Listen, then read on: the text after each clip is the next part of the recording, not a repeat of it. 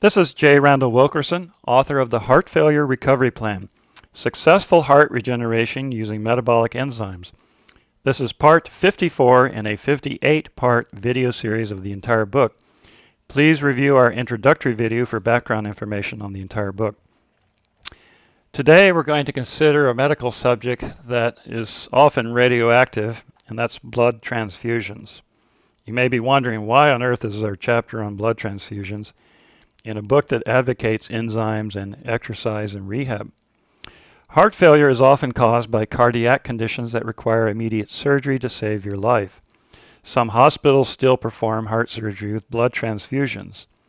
Many do not any longer. I spent many years designing medical equipment for operating rooms and attending the International Conventions for Surgical Products and the AORN show. I have been exposed to a wide range of surgical knowledge in a practical, non-political sense.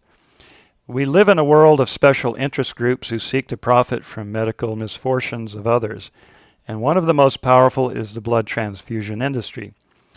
My grandmother was actually one of the regional directors of the Red Cross, so I learned early on of the corruption inside and the extremely high salaries paid to Red Cross officials to promote blood transfusions. Just follow the money. Blood bank revenue in 2008 was $5 billion, yet in 2014 it was $1.5 billion because of the massive decline in transfusions by using safe surgical practices. The Cleveland Clinic lowered their blood transfusion costs from $35.5 million to $26.4 million in 3 years. They stopped unnecessary transfusions. Many surgeons who graduated from their internship more than 20 years ago have seen amazing transitions to bloodless surgery. There is an interesting, noteworthy aspect of surgical operations. If you look at the doctors and nurses, they're suited up to protect themselves from every drop of the patient's blood. They appear to be wearing hazmat suits for maximum protection. All the medical personnel are trying to protect themselves from diseases transmitted by blood.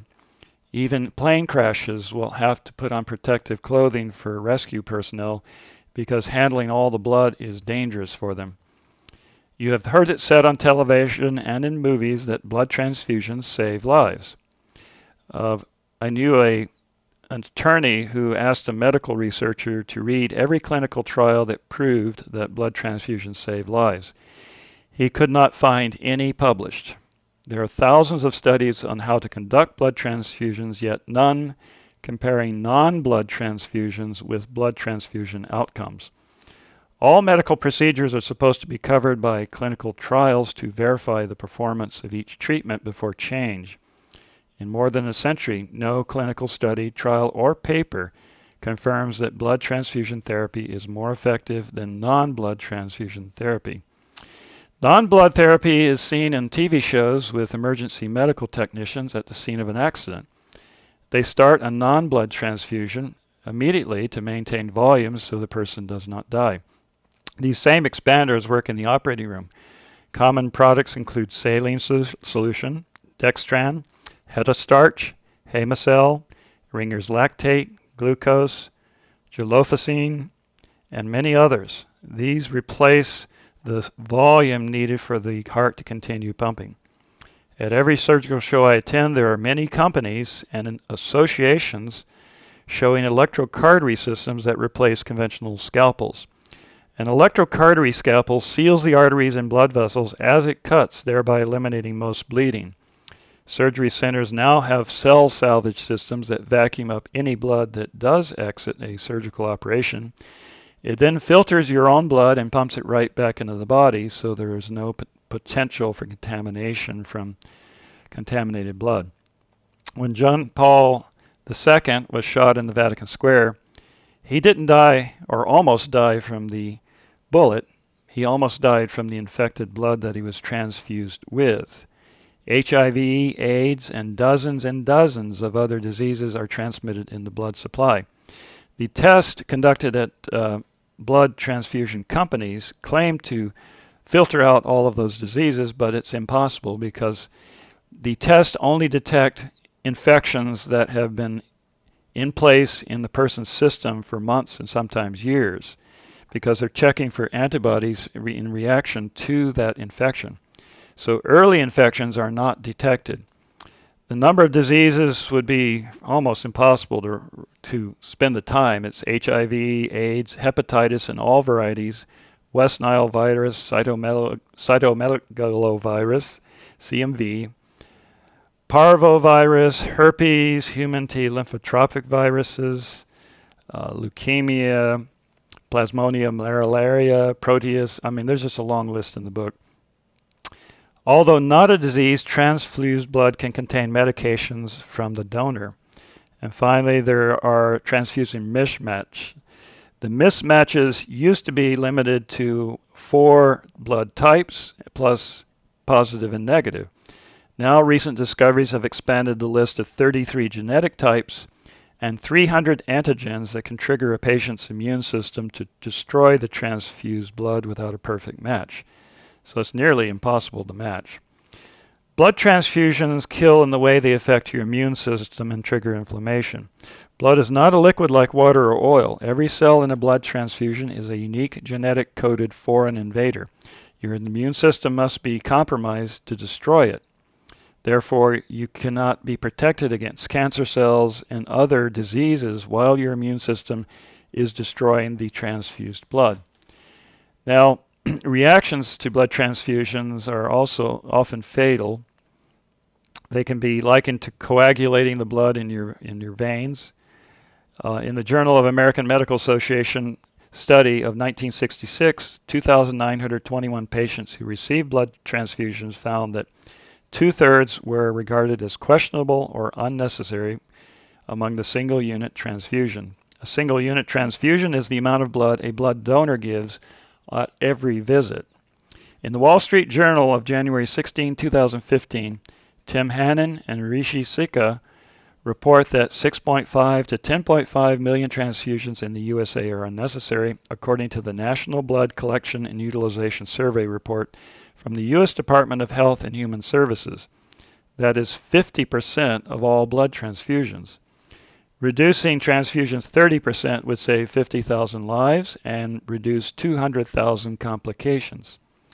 Reducing blood transfusions 50% would save 75,000 lives and reduce 300,000 wound complications. Now, the latest report from the FDA only indicated 29 deaths from blood transfusions last year. So what's going on? Most deaths from transfusion complications are not reported for medical malpractice concerns. The doctor attending fills out the death certificate.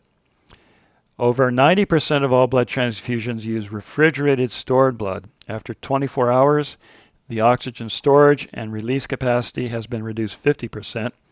And after 2 or 3 days, that blood is dead. It cannot release oxygen. It can't do you any good. So the majority of blood transfusions are useless. They're just plasma fillers, which non-blood fillers can do the same work. There are true life-saving blood transfusions. They're performed on severe trauma patients with massive blood loss. They use fresh, warm blood right from the donor. These are very rare. The average male has 12 units of blood volume, and most elective surgery uses 1 or 2 units. That's a fairly minor problem. You can actually survive with a loss of 6, 7, or 8 units if the plasma is replaced. There are many organizations trying to eliminate preventable deaths, and blood transfusions is a major part of that action.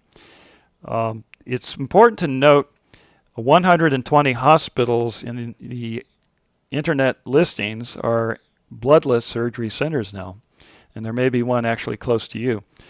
One thing the hospitals have noted is that their most common patient is a doctor, a medical doctor from another community that is distant.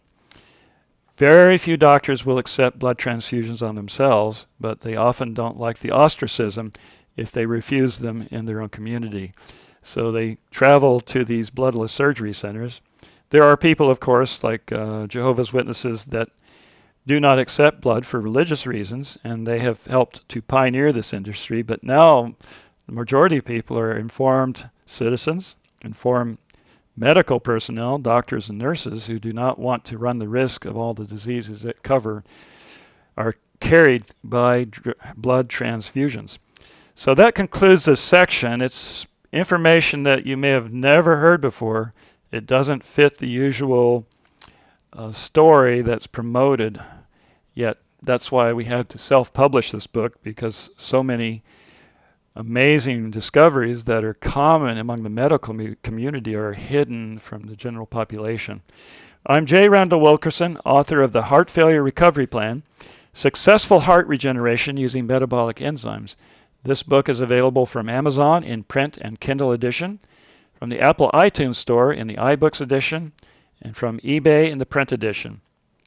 You can also order from the publisher Wilkerson & Hughes, P.O. Box 777, Altoona, Florida 32702. Just send a check for $24 to cover the book with handling.